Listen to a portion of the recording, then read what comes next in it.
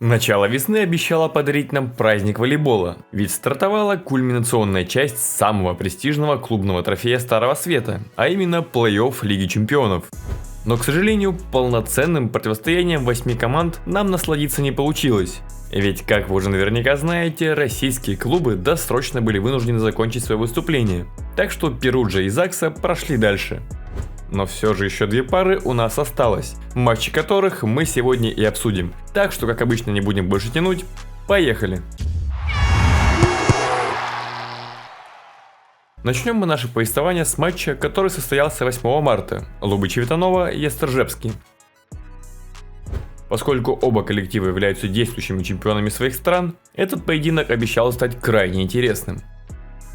Хотя чемпион Польши все же в начале этого матча выглядел куда более уверенно.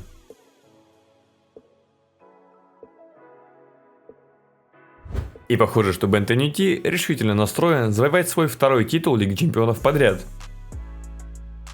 Ну а Томашу Форнелу необходимо доказывать свою состоятельность перед новым тренером сборной Польши, чтобы тот вернул его в состав. Эрнандес заслужил своей игрой место в стартовом составе Лубы, только вот начало этого матча вообще нельзя занести диагональному в актив.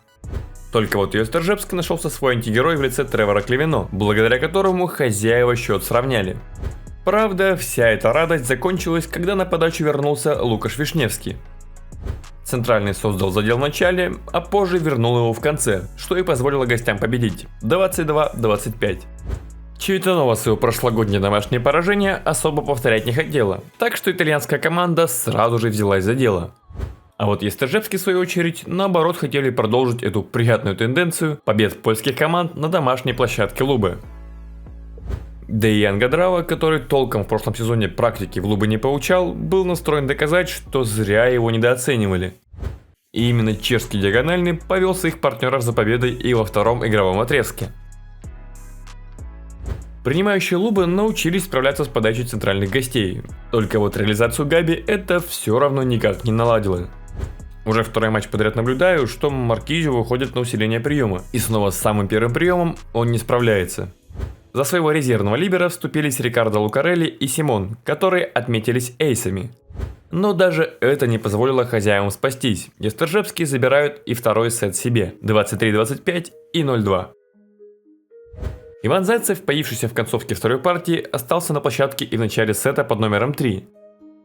Только вот из-за отсутствия приемлемой доводки проверить диагонального в действии не представлялось возможным. Из-за чего Маркизио пришлось выпускать уже в самом начале игрового отрезка, потому что концовка в таком случае уже могла стать полнейшей формальностью.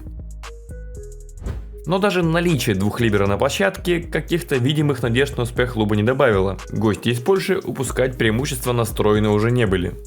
Да и не похоже было, что хозяева сами были настроены спасаться в этом поединке. Да, последовал ряд замен, который в какой-то мере стабилизировал игру Мачераты.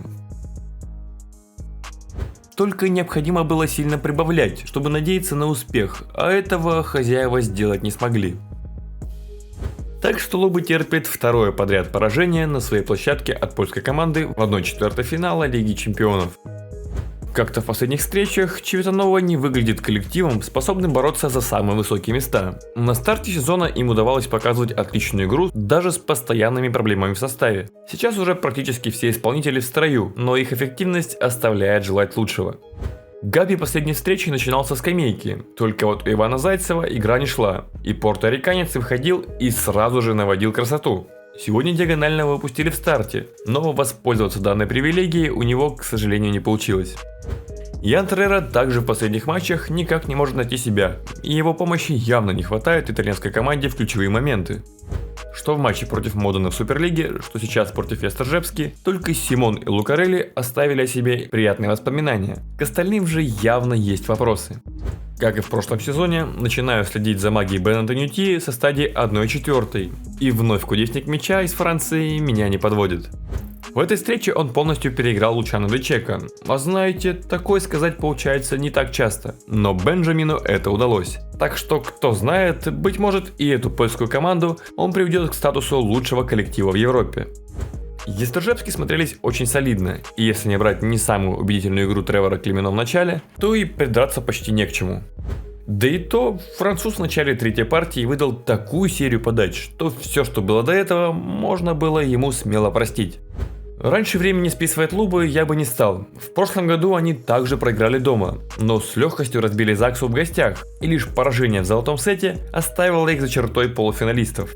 К сожалению, протокола в этот раз нет, так что просто скажу, что самыми результативными игроками матча стали Ян Гадрава, Томаш Форнал и Роберт Ланди-Симон, что записали свой актив по 14 очков. Так, ну а теперь переходим к матчу действующего финалиста Лиги Чемпионов Трентино и чемпиона Германии Берлина.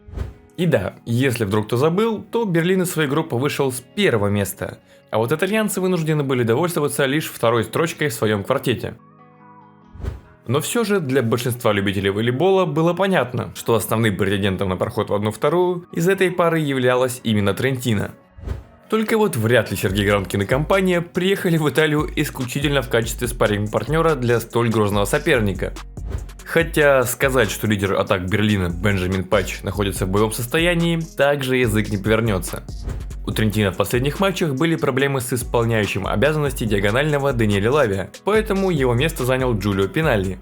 Хотелось бы сказать, что эта встреча могла стать противостоянием диагональных, но оба связующих старались решать все вопросы через нападение в центре сетки.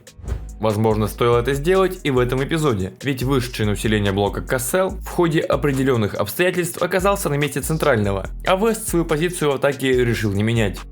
И подобная ситуация позволила Трентино завладеть брейковым преимуществом, которое они все же смогли реализовать. 27-25, первый игровой отрезок остается за ними. В волейболе обычно не принято говорить про какие-то дуэты, но как по мне, пара Казийский и Микелетто, наверное, один из сильнейших дуэтов доигровщиков. Хотя активного участия этой парочки до успеха во второй партии даже не понадобилось. Игроки Берлина решили самоустраниться еще в самом начале. Поэтому Седрику и Нарду только и оставалось, как перебирать варианты, чтобы в следующем игровом отрезке уже найти оптимальное сочетание игроков на площадке. Потому что во втором игровом отрезке ловить уже было нечего, ведь даже опытнейший Сергей Гранкин поддался панике. И спокойненько после атаки Матея Казийски Трентино забирает второй сет себе 25-19. Состав гостей вернулся в первоначальное состояние. Видимо, тренер Берлина дал своей основе просто перевести дух и собраться с мыслями. Так что немецкая команда была полна решимости, чтобы все-таки дать бой серебряному призеру ЛЧ. Только вот гостям категорически не хватало эффективного нападения от Бенджамина Патча. Как бы американец ни старался, большая часть его атак регулярно в защите поднималась. Так что необходимо было добирать в других элементах, таких как, например, блок. С этим могла помочь и подача, которой, допустим, тому же Зениту Берлин создал огромное количество проблем. Но, к сожалению для гостей, в их составе не так уж много стабильных агрессивных подающих, чтобы регулярно решать за счет этого концовки. Основные надежды, конечно же, возлагались на Рубена Шота, но с его подачи снялся Матей Казийский, который также и реализовал матчбол 25-22, 3-0. Игроки Берлина продемонстрировали достаточно конкурентную игру. Чего им сегодня не хватило, так это боевого Бенджамина Патча. Все, за что я хвалил американцев в матчах против Зенита, сегодня как-то улетучилось. Вновь диагонально ловили на попытках вколотить мяч под себя. Ведь когда Бен старался использовать всю свою высоту, то выглядело это куда лучше. Да, много мячей чудесным образом в защите поднимались, но это вряд ли можно было считать поводом для отчаяния и смены стратегии. Да и подача снова вернулась к формату плей-офф былых лет, когда тот факт, что Патч просто вел мяч в игру без ошибки, считался неплохим показателем. На удивление, сегодня дрогнул даже Сергей Гранкин, ведь вклад россиянина в качество игры его команды переоценить невозможно. Благо, что даже после провальной второй партии связующий взял себя в руки и продолжил творить искусство. Хотелось бы вновь поднять его тему возвращения в сборную, но теперь это уже и не актуально. В этой встрече на площадке после долгого перерыва вновь в старте вышел Джулио Пиналли, что заменил Даниэля Лавия, который в последних матчах выглядел не лучшим образом. И если в атаке вау-эффекта диагональный сегодня не произвел, то вот на подаче своей команде он очень сильно помог. Ведь при качестве и темпе передач от Сергея Гранкина выбитая доводка была крайне важна. Ну и сложно перестать удивляться потрясающей игре Алессандро Микелетто. То, что он может издевательски не замечать блок, это все мы знаем. Но то, что он обеспечил в этой встрече супер монолитный прием, это уже отличный признак его прогресса.